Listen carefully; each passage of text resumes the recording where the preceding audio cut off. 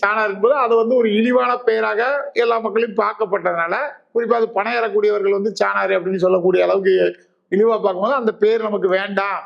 நம்மளுடைய பட்டமான நாடார் என்ற பெயர் தான் நமக்கு வேணும்னு சொல்லி, அன்றைய வெள்ளை அரசிடம் நாடார் சமுதாய மக்கள் கோரிக்கை வைக்கிறாங்க. சட்டசபையில வந்து இந்த கோரிக்கையை முன்னெடுத்து, அவர் வந்து இந்த கோரிக்கை முன்னெடுத்து இதை கொடுக்கணும் அப்படின்னு கேட்காங்க. அப்ப வெள்ளை அரசு என்ன சொல்றாங்க அப்படின்னா, நாடார்ன்னு சொன்னால் அதாவது இந்த நிலத்துக்கு உரியவன், ஆட்சிக்குரியவன் சொல்லி பொருள் வருது.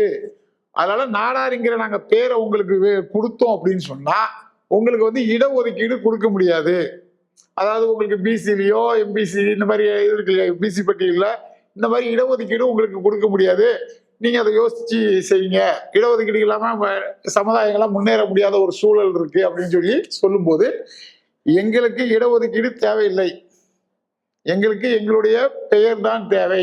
பெயருடைய வரலாறு தான் தேவை அப்படின்னு சொல்லி, அந்த பேருக்காக இடஒதுக்கீடே வேண்டாம் என்று அன்றைய வெள்ளை அரசிடம் கோரிக்கை வச்சு அதை நிறைவேற்றுறதுல முக்கிய பங்கு.